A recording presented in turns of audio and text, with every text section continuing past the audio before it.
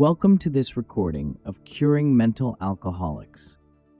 This insightful discourse was originally delivered by Paramahansa Yogananda around 1949. We are honored to share his divine insights and timeless wisdom with you today. The individual who drinks too much forms a pernicious habit. If he makes no effort to curb his indulgence in liquors, he may become an alcoholic and helplessly suffer from an overwhelming desire to drink without any limit, without rhyme or reason. Such unfortunate people often spend all their money on drink. They eat very little and seem to get some nourishment from the liquor itself. The normal sense of responsibility toward maintaining good health and an honorable standing in the family, society, and the world is lost. They may eventually lose all sense of pride and be picked up dead drunk anywhere, in a ditch or in the middle of the street, exposed meanwhile to the dangers of being robbed or run over. The foregoing description of liquor alcoholics serves to illustrate what I mean by mental alcoholics. The latter may be individually classified according to their particular psychological extreme, which might be chronic anger, fear, sex, sadism, gambling, stealing, jealousy, hate, greed, moods, craftiness, or stupidity. When from the very beginning of life, a person displays extraordinary tantrums of anger, fear, jealousy, or any other of the aforementioned characteristics, then one may know that he has acquired those abnormal mental habits in a previous existence. Parents who notice any such evil psychological tendencies in their child, even in its infancy, should get busy and take some steps to prevent the child from becoming a psychological alcoholic. If possible, by placing him in another environment under the good care of spiritual teachers. Through continued good company and proper environment for many years, a mental alcoholic may become free from the octopus grip of the inborn evil. While the mental alcoholic is receiving thoughtful care in a good environment, the evil consequences of his bad habits should be explained to him. He should be encouraged to reason with himself about them and to make a distinct effort not to display them under any circumstances. Each indulgence in a prenatally acquired mental habit makes it stronger and stronger until the possessor becomes literally a slave to it. The angry man, the sexual man, the greedy man forgets his own position and his relations with society and commits great blunders that ruin his life and the lives of others. Many of these mental alcoholics think that if they give expression to their psychological habits, they will feel somewhat relieved. But the self-indulgent habit of giving in to harmful impulses is extremely pernicious, for it is by repetition of such evil expressions that a person becomes a chronic mental alcoholic, making a fool of himself anytime and anywhere. If children are exposed to an evil environment while their minds are in a plastic state, they will develop wrong habits that, unchecked, may lead to chronic mental alcoholism. Parents who notice a sudden change in a child, perhaps a calm-natured boy suddenly turns into a repeatedly angry boy, should immediately take care of this. The causes of his frustrations should be determined and removed, and new avenues for constructive use of his energies sought. Those who habitually display any of the foregoing traits are mental alcoholics. They recklessly ride down the Niagara Falls of continuous bad habits, smashing their happiness to pieces as they helplessly but willingly indulge in uncontrolled expression of their worst traits. It is not good to remonstrate with mental alcoholics who frequently display violent moods of disgust and boredom with the world. Their attitude is a result of their continuous repetition of wrong habits. They should be treated as psychological patients suffering from chronic mental diseases. Counteractive influences. A change of company is the best remedy for acute mental alcoholism of any kind, for the will of the mental alcoholic has become a slave to habit. Hence, he has no resistance whatsoever to evil.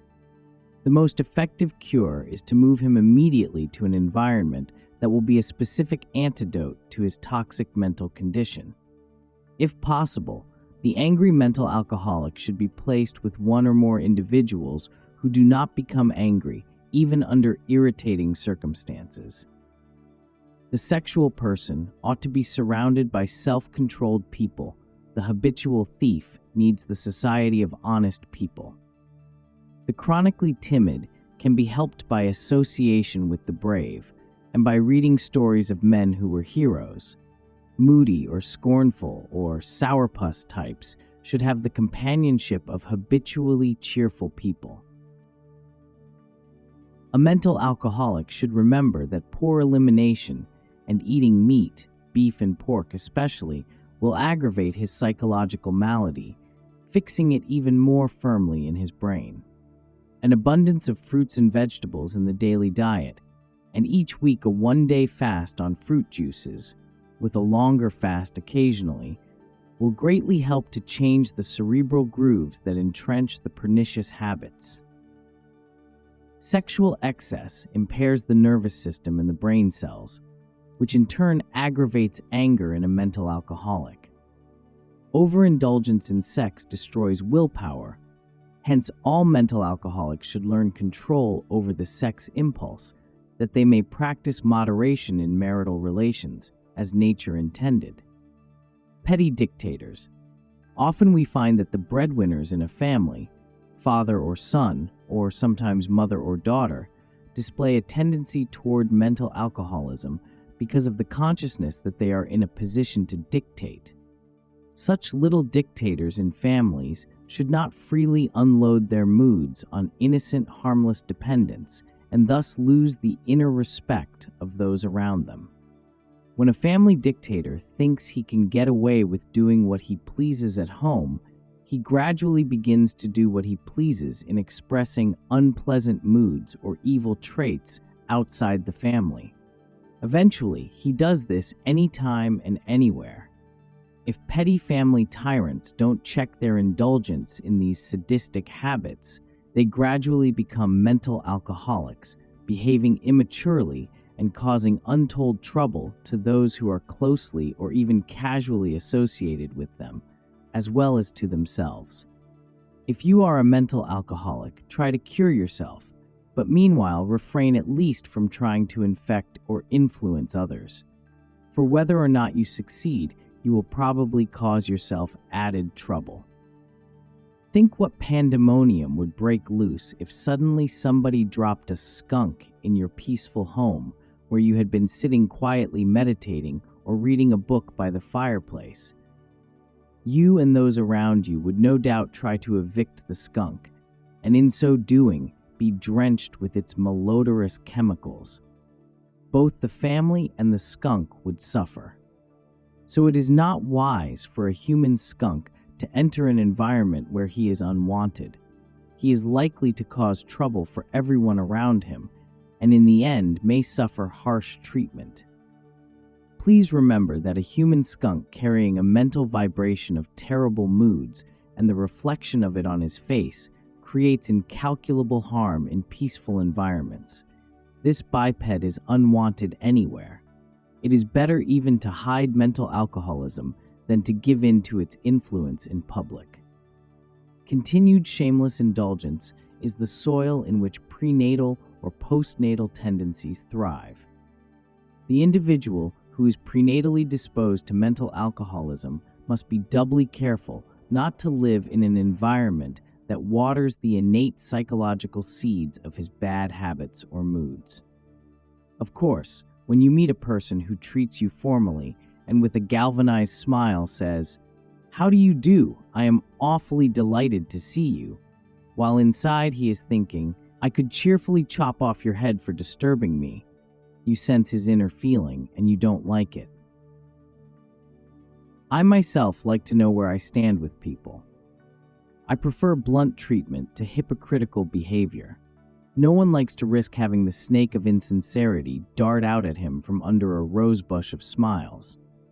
However, It is better for a mental alcoholic to be friendly toward people, even if hypocritically, than to vent on them his evil moods. Self-control practiced daily, even in insignificant matters, will help the mental alcoholic to come out of his drunken indulgences little by little. Thank you for listening to this recording of Curing Mental Alcoholics by Paramahansa Yogananda. May this message of inner reform inspire you to recognize and transform destructive tendencies through awareness, self-discipline, and divine companionship. With love, will, and wisdom, every soul can rise above inherited patterns and reclaim its God-given freedom. Om Peace. Amen.